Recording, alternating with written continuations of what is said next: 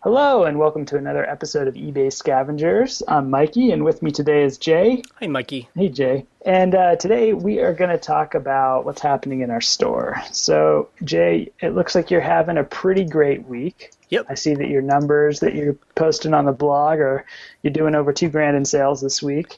And really you crazy. you sold a couple of high dollar items. But I seem to recall last year you guys were having like $1,000 days. Yeah, it was. And is that? Yeah, no, I mean, it was much.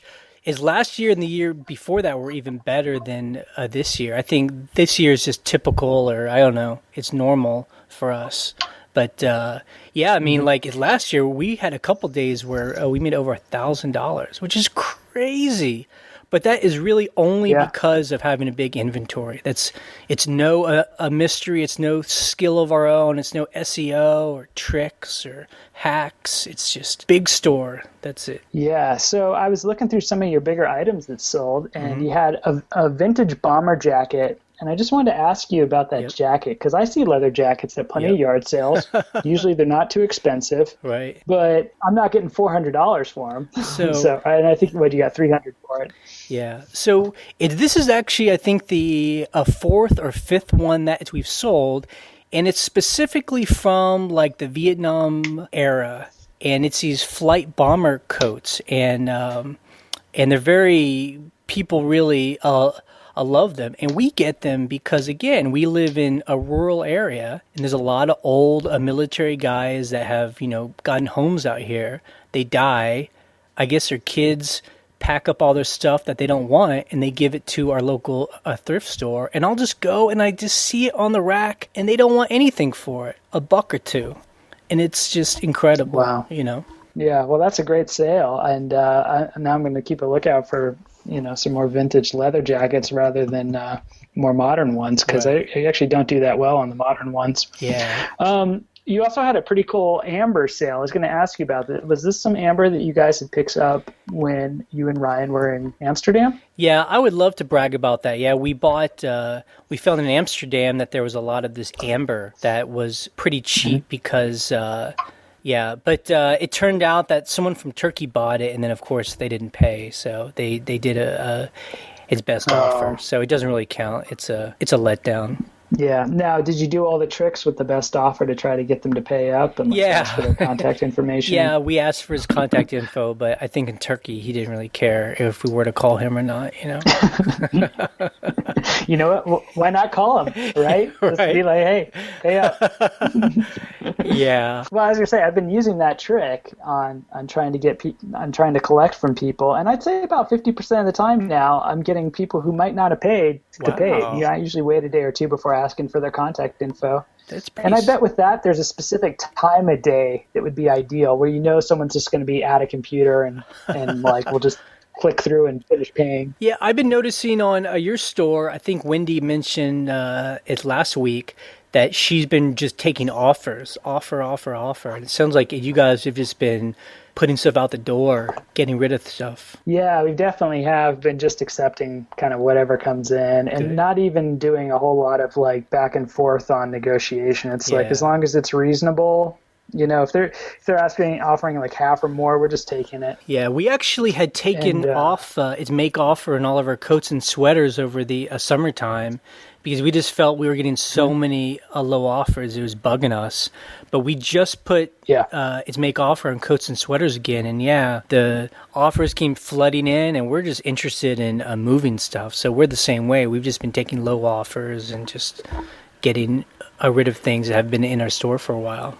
Yeah, I think the big difference right now between doing with your store and what Wendy and I are doing in our store is that we're not listing. We listed like 20, 30 items last week, but we weren't really, what's up with that? That's not serious listing. Mikey, what's up with that? We're just not doing it. What are you doing? Well, I have a kit coming out that is, significantly more income in a month than we make from eBay in a year. Right. So it's kind of like I have to finish that, and it's stuff does sell well enough this time of year that I'm okay with just letting us burn some inventory, right. you know? So it's kind of okay with me to make $400 to $600 a week doing nothing, you know, just packing stuff up every other day. And so that's right. I mean, and that is the benefit of having a big inventory. Like you guys have over 1,000 things where you can go kind of just on autopilot. It's for a while and things still sell. Yeah. And this time of year, honestly, it's a little hard for us to acquire some merchandise that we're excited about. Right. So the yard sales have kind of shut down.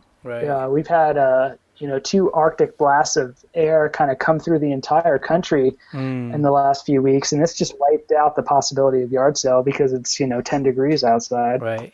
And just, we don't have to be too specific, but I think it is interesting talking about the eBay lifestyle that you're actually building these electronic kits. That's your kind of other life, and that eBay kind of helps keep that propped up, right? Helps you buy inventory or helps you buy parts, right? To buy that stuff. I use some of the income from eBay sales to kind of kickstart my own projects so that I can buy all the parts and place orders for the circuit boards, and because that's thousands of dollars out of pocket. Yeah. And so it's nice having this sort of automatic $400 to $600 a week we're getting right now to put towards those. So yeah, eBay's been great for that. So it's it's one of those ways that eBay helps me kind of pay for what I'd rather be doing than listing garbage all day on eBay. And and I think that goes into what I was telling Ryan a week ago, was that we always have to remember that it's not just about making money on eBay and that's the end-all be-all. It's about taking the money that we make from eBay and invest it in other projects,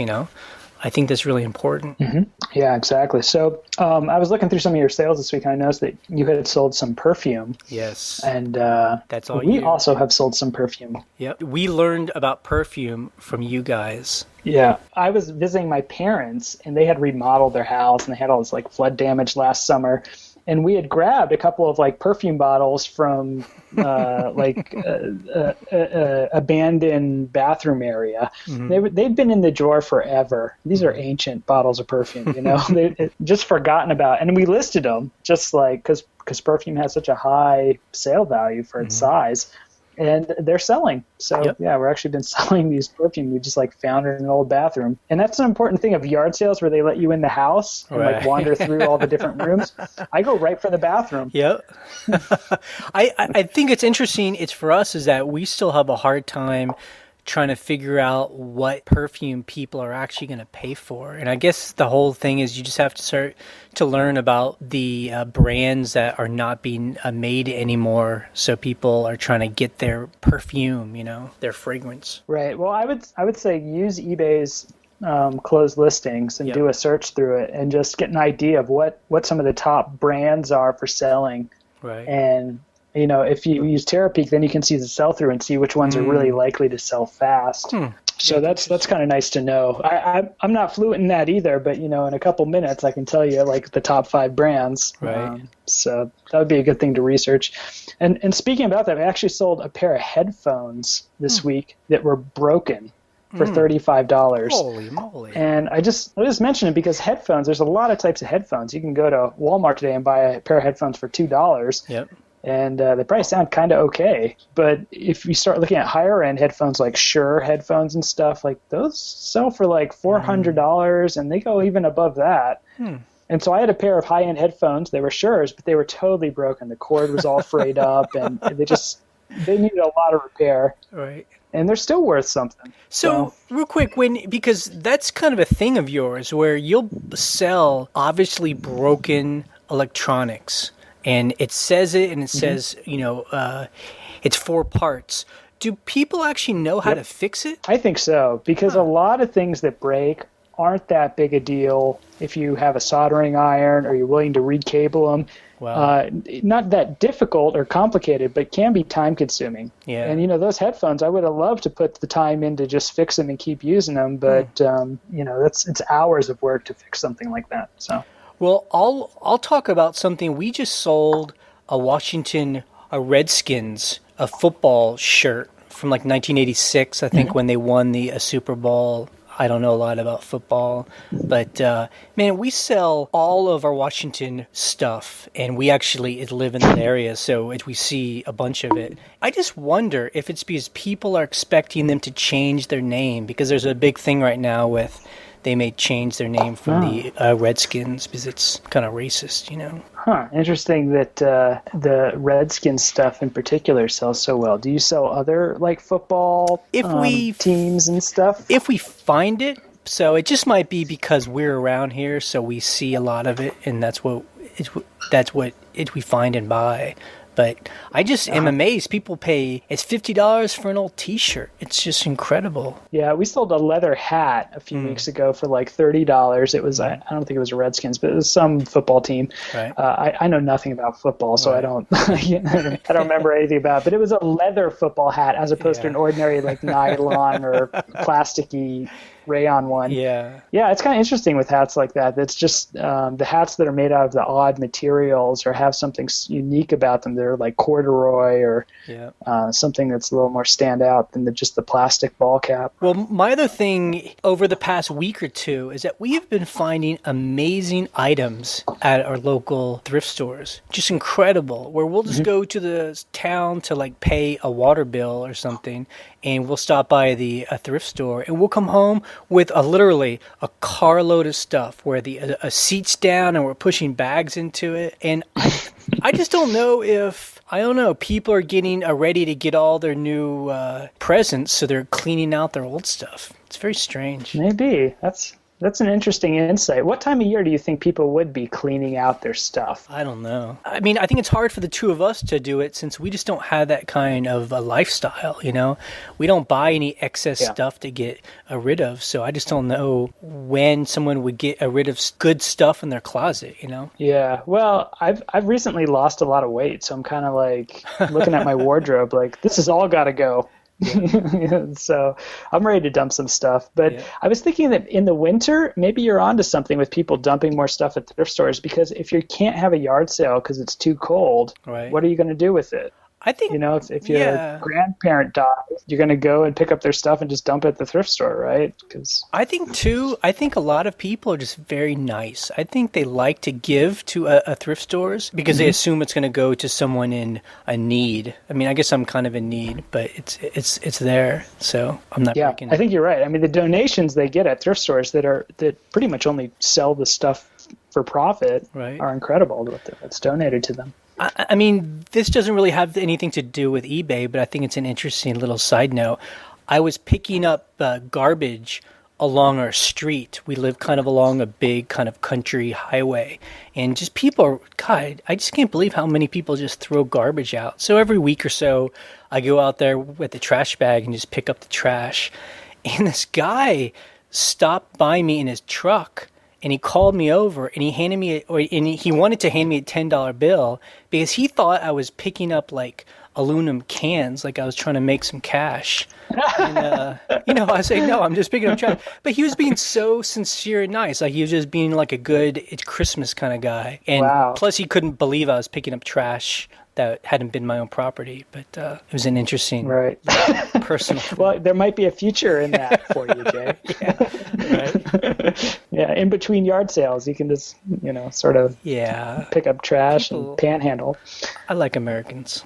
Yeah, that's nice. So, Mikey, why don't we do the questions for it's this week that people have sent in through our website at ebayscavengers.com.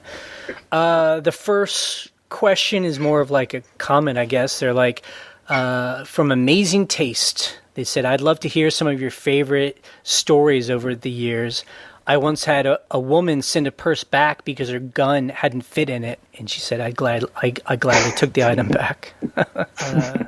Do you have a favorite story, Jay? I do, actually. We live near West Virginia, near coal mining country, and in the bottom of this old thrift store, I found two of these like oxygen backpacks with like a mask that would go over people's face. And so I guess they would put the oxygen tank in there and go down, and I guess they'd mine. And I found two of them that they were basically just giving away because no one one of them. So we brought them home, and we put them up, not knowing what someone would buy them for. And we actually sold one of them for $200 because from some guy in California, and I think what he only wanted a mask part of it, and I think he just wanted it to smoke weed because he just wanted to like put a mask on it and make like a big, a massive bong. And man, I was glad to sell that thing for $200. It was great. Right. How about you? Somehow he was hinting to you like what his plan was for using the mask. I did a little research on him. I got his name and I looked, and he just looked like he would be that kind of guy. Into like a Rasta kind of punk weed guy. Yeah, I feel like I have so many stories. Like it's hard to even pick one, but. Recently, I had a coffee maker, and it was like the nicest buyer ever. He bought this like coffee maker. It leaked all over the place for him, and he wrote to me apologizing for my leaky coffee maker I sold him. And he ended up keeping the item. I gave him a half refund. It was really just like a screw that needed to be have a little gasket so it wouldn't leak. And he was totally cool about it. Like he was just like, "Hey, I'll fix it. Don't worry about it. If you just give me a little partial refund." That was a really like nice, ideal buyer where they're not freaking out that what you sold them is leaking all over them. And then it makes me sad because that really nice guy is going to hit an eBay seller that's horrible, that just wants to take advantage of them, and then they're just going to make them all angry, and then they won't be a nice buyer anymore. It's unfortunate. You can be jaded from then on. Yeah. Jaded. It's really this. I feel like every week there's a story that comes out. Last week for us it was a JanSport bag we sold, and the person asked us to hold on to it for the next 6 months, even though they've already paid for the item. So we're just like holding this bag until they come to the U.S. and we can ship it to them directly to wherever they're visiting. Yeah, that's so weird. So how about the next question here? How do you ship artwork in a frame with glass? How much room do you think you need between the item in the box and the box itself? This is from Carrie. I guess you guys don't do a lot of artwork, right? Or do you? We don't, and for one reason we don't do it is because it could have glass on it, and that becomes the whole thing of like floating it and making sure it's not going to break in shipping. Well, I think that's the answer right there. So we ship a lot of art and pictures and stuff like that. If it's small enough, like where your arms can actually hold it, it's about, you got to float it. So you put it in one box with bubble wrap and padding, and then you have to put it in another box with bubble wrap and padding so that inner box floats. That's the only way to do it. Now, we do sell more expensive pieces of art, that sell for $300, $400 plus dollars. And as we've said it's before, we take those to like a shipping place and let them pack it, and then we charge the buyer for that expense. And normally it costs about $30 or so to have it professionally packed, because they have custom sized boxes and they know how to do all that stuff. A lot of stuff we do is we're just getting old boxes from a Walmart and have to cut them together and at a certain size that doesn't really make sense anymore. Okay. You want to take this next question? You want to read this next question? It's a long one. I'll just kind of summarize it. A listener here asks, do we do anything with our eBay pages to have them show up on iPads and phones better? So, and he says he's heard we use HTML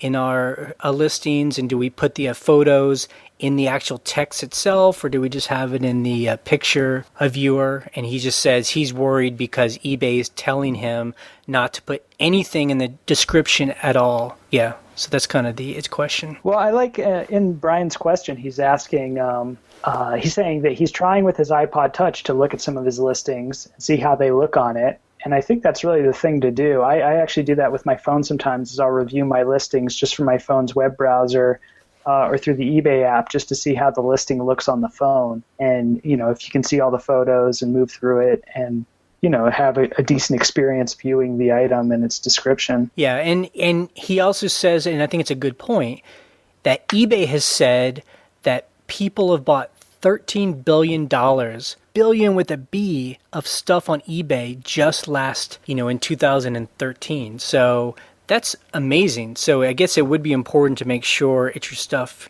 shows up on phones and tablets well. I know for us, we actually do both. We put all the photos up in a little eBay, picture box up there, but we also embed our photos in our text because we find that they show up a little nicer. And it uses very simple HTML, so it doesn't screw. It's with the tablet layout. Mm-hmm. Yeah, we're doing the same with Garage Sale. It embeds the images both in the text and up top, and it has a basic HTML template as well. But it seems to work fine on the mobiles, and I think the people at Garage Sale have really considered that. I guess eBay's pretty tolerant for what you're doing with mobile devices. Like, I haven't had any issues myself. Yeah, I mean, I think eBay, probably struggles with the people that have been started on eBay a long time ago when, people design web pages in much different ways than they do now. So someone made a template in 1999, and those templates probably don't show up very well these days on browsers. Right. Yeah, eBay's got to write to them at their CompuServe address. With them. AOL.com. I can't believe. Yeah, AOL. I can't believe how many people still have AOL accounts that it's buy stuff. Isn't that unbelievable? It must be 20% of things. I don't get it. But God love them. Yeah, I love them. At least they're buying stuff. Yeah. So this is from Dave, and he says, what are your thoughts about embedding item videos into your listings? Yeah, we do this. We've done this a handful of times. I mean, I think it's a great idea. I think the big thing is it's just a pain in the ass and takes a long time. So we've only done it on items that are kind of high dollar items, a couple $100 or more. And it's an item like something that would work well in a video with moving parts. So like a piece of electronics or a record player, that kind of thing. Gotcha. So I've never done the videos in my own stuff, but I don't feel like I have listings that are worthy of it. Yeah. Just not that kind of thing. So you want to take the next question here from Stevie D? Stevie asks, why doesn't eBay place a hold on funds when buyers don't pay for their items? So, if you take a offer from someone and that person doesn't pay, why doesn't eBay just take its money out of their account? Because opening up an unpaid account takes a lot of time, and the only thing you get back is your final value fee. And he's asking, and I think it's a good point, if PayPal will put a hold on a seller's funds when a buyer complains. So why doesn't PayPal do the same thing when the buyer has made a commitment to buy, but then they don't pay? I think that's a great question, and do you have an idea about that? Yeah, I don't know the answer to that either, and I agree that Stevie D's question here is one that we ask ourselves all the time, because taking best offers, we run into this every week. Right. Buyer hasn't paid. I mean, I feel like what should happen is that if you as a buyer, so if I as a buyer, if I make an offer to a person, PayPal should know how much I have on my PayPal account.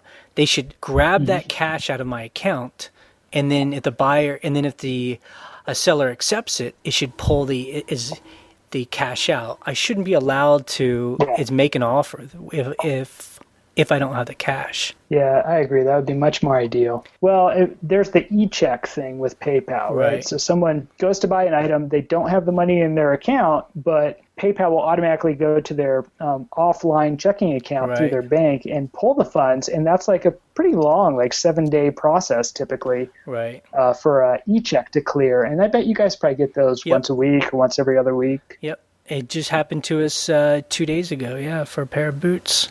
But to play devil's advocate, if I'm an eBay accountant and I'm in the main office, I want to bring as many barriers down to get people to buy stuff. So they're very stringent on a seller and make them follow a lot of rules. But when it comes to a buyer, they basically just want it to be totally open. There's no punishment. That's why, as a seller, you can't give a buyer bad feedback anymore.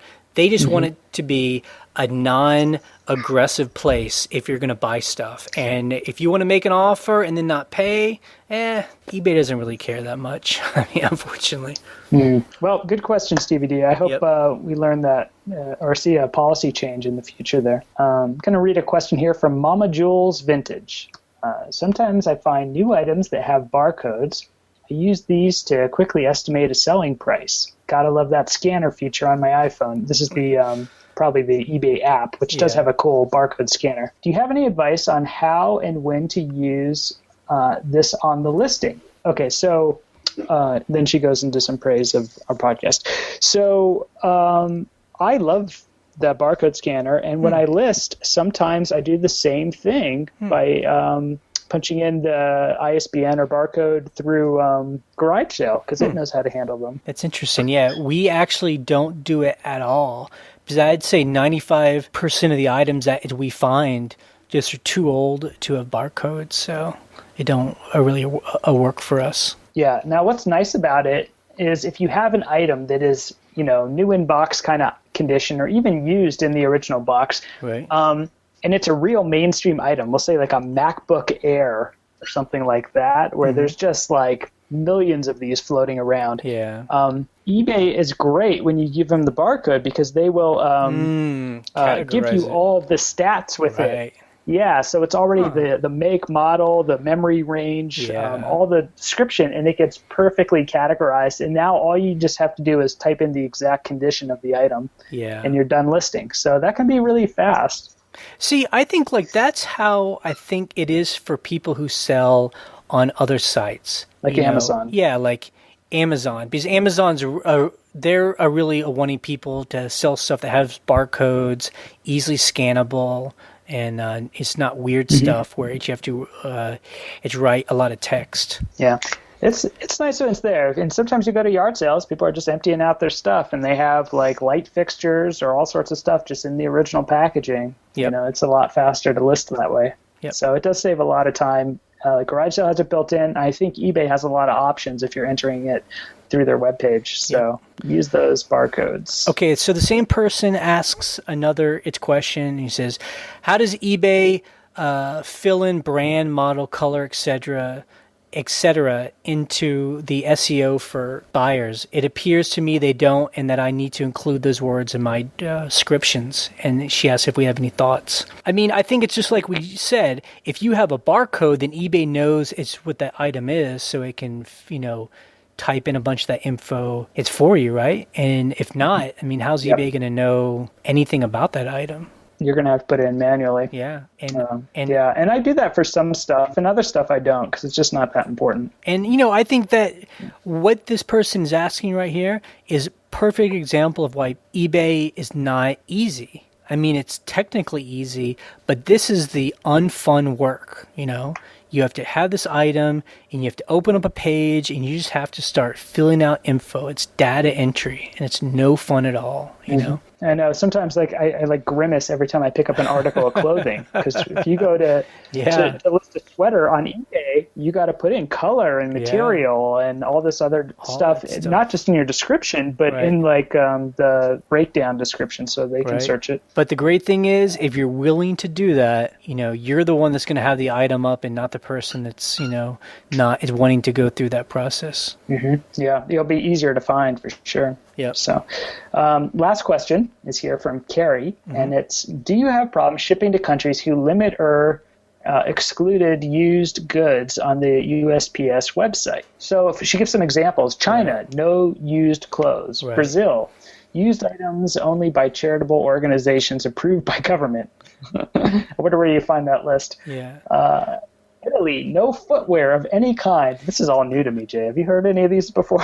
I know the answer to this. So we actually sold something, a pair of a sweater, an old vintage sweater, to someone who was in Vietnam. I think she worked at an aid agency or something. And she said, well, They aren't allowed to, I'm not allowed to bring its clothing in, so package it like it's a birthday present so they don't think I'm buying it.